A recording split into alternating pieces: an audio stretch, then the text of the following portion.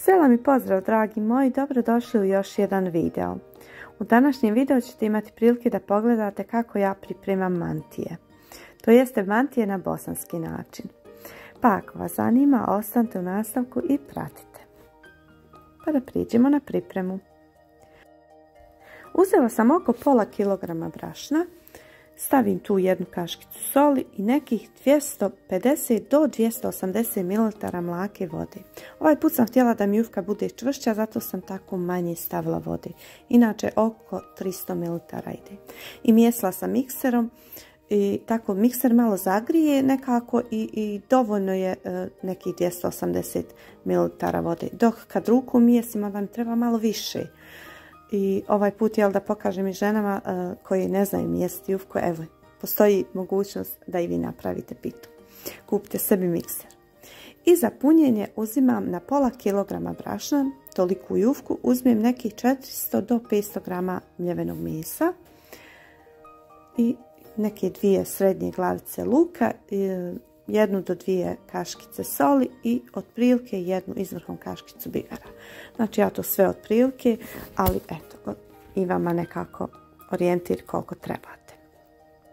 I kad se jufka zamijesila, ja ću malo da je uredim, oblikujem, malo pouljim i ostavim tako da odstoji jedno 15 minuta, malo da odmekne.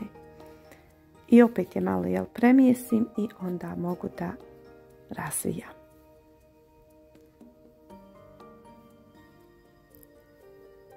I ko me redovno prati imao je priliku da gleda kako ja zakuhujem jufku i kako razvijam. Ovaj put sam uradila to sa mikserom, jednostavno eto da pokažem i ženama koji ne znaju mijesti jufku da postoji način. Vjerujem da su one to već znale, ali eto. Ja inače kad ne snimam uvijek jufku zakuhujem sa mikserom, sebi olakšala, jel? I dok se jedna jufka odmeknjaje, ja ću da stavim i drugu ovako na tacnu, jel, da ne dangubim. Neki ona odmekne fino. E sada, rastopim u jednoj tavici 2 izvrhom kaške masla. Ovaj put koristim maslo pravo, maslo kravije. Kupila sam u Aldiju, inače nisam nikad, mislila sam da mi se ne sviđa, ali stvarno je tako ukusno i tako nema nikakvog neugodnog mirisa u hrani, a mantije nam hoće malo onako da su masnije, odnosno da budu hrskavije, kao lisnato da budu. I sada možemo da razvijamo.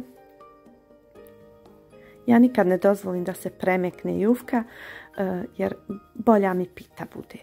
A vi ako ne znate kako treba, niste iskusni, onda pustite da malo jufka odmekne i lakše ćete je razvući. I kad pravim mantije, ja okrajke sve otkinem. I ovako malo prebacim, podebljam ovaj donji dio i malo prelijem masla. I uvijek sve ovako rasporedim na 4 jednaka dijela jer imam 2 jufke, samo 2 put posipam na jednu jufku, tako ja to sebi rasporlovim, raščetvrtam ovo meso da znam da mi jednako dođe u sve redove.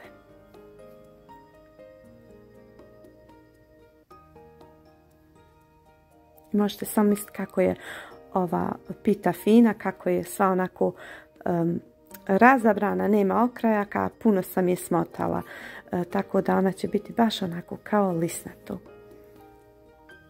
I evo vidite kako ja nju oblikujem, u stvari možda ste to već do sada i vidjeli, ne radim to samo ja tako, uglavnom ovako malo otkinemo, podvijemo i napravimo kako neke male loptice.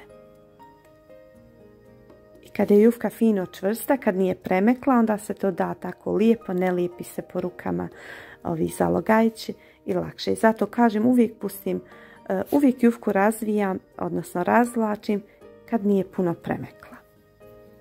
Lakše vladam njome i bude mi fino razabrana, ne bude onako slijepljena.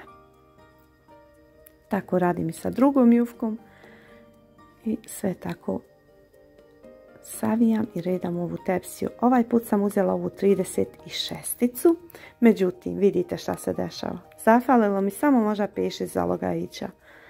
Naravno dešava se, nisam dobro procijenila, pa sam ja to prebacila u jednu manju tepsiju 34. A kroz par dana sam opet pravila istu ovu pitu, to jest mantije, i onda sam uzela također pola kilograma brašna i 600 grama mesa. I onda mi je popunilo onu 36-icu. I evo je, pita nam je gotova, složena. Sad je stavljamo u prethodno zagrijan šporet na najjače, kod mene je to 250 i tako se peklo nekih pola sata. Dok onako fino ne porumeni. I sada pripremam poljev preko. Uzela sam 250 ml jogurta i uzmem 2 čajna bijelog luka. Ja je ovako sitno isjeckam. Možete i kroz presu da protjerate, ali meni u presi uvijek ostane nekako luka dosta, baci se. A ovako mi više stane kad isjeckam, sve iskoristim. I malo samo posolim jogurt i sada preljevam preko ove svoje pitice. Znači ja ću vam ispod videa napisati tačno sve koliko sam čega koristila i u koju mi je tepsiju stalo. Sad zavisi, ako uzmete malo više tijesta da vam bude, onda će vam možda popuniti onu 36-icu. Ili malo pojačate mesa kao što sam ja drugi put kad sam pravila. I sada ovako polivenu vraćam u šporet još jedno par minuta da onako fino malo upije.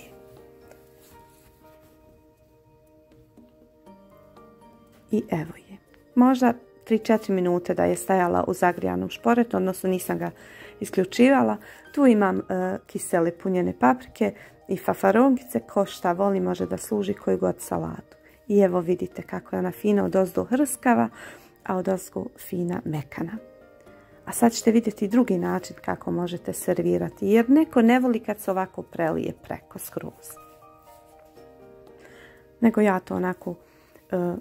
Na primjer, kad mi dolaze gosti, kad hoćemo onako malo zakuskice, onda ovako napravim mantije i serviram ovako na jednu tacnu ili ovako drvenu ploču, kako već. I u jednu čast stavim jogurt i onda svako sebi poljeva koliko ko želi, neko čak nikako ne želi, pogotovo djeca. I eto, ja se nadam da vam se video svidio i da će vam biti od koristi. Mi se ako Bog da vidimo u nekom narednom, a do tada mi ostanite dobro i zdravo.